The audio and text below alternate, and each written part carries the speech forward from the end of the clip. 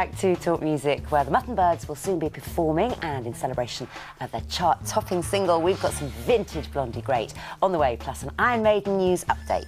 But first, this year is the 25th anniversary of Rick Wakeman's extravagant production journey to the centre of the Earth. And having got there, he's since discovered that it's possible to get a return ticket. And so, a quarter of a century later, he's on his way back, mob-handed this time with Bonnie Tyler, Ozzy Osbourne, Justin Hayward and Katrina of the Waves, all firmly on board, and even the unmistakable Patrick Stewart of Star Trek as narrator.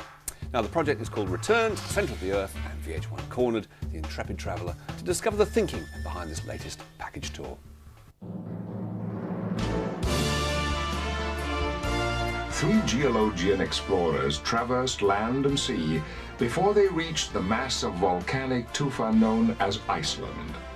Veiled in secrecy, their purpose: to emulate the journey that had been taken by their forefathers 200 years previous.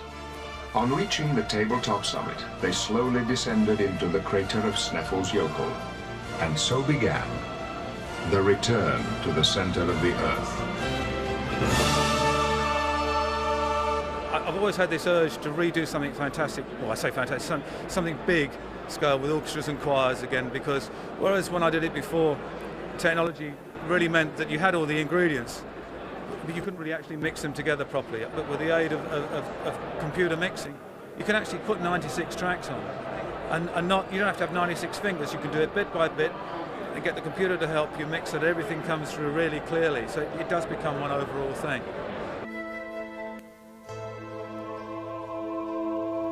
After successfully negotiating the avenue of prismed light, they reached the staircase. Carefully, they began the slow descent into the ever-darkening chasm.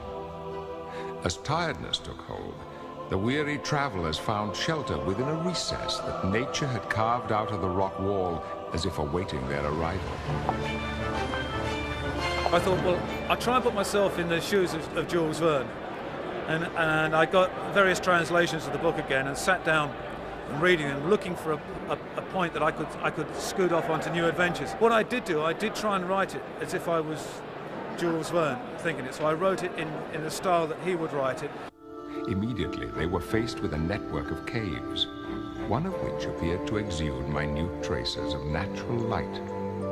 Selecting this route, they found themselves stepping through a walled gallery of hieroglyphic art. When Patrick Stewart came on board, and he's such a wordsmith, I rewrote the narratives again as if they were specifically for him. I went over to Hollywood to film him. He was the most charming man.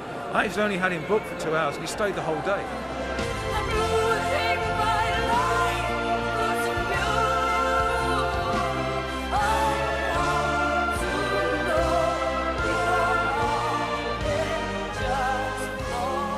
I was looking for voices that were distinctive, that when you came, that were descriptive of that part of the story as well.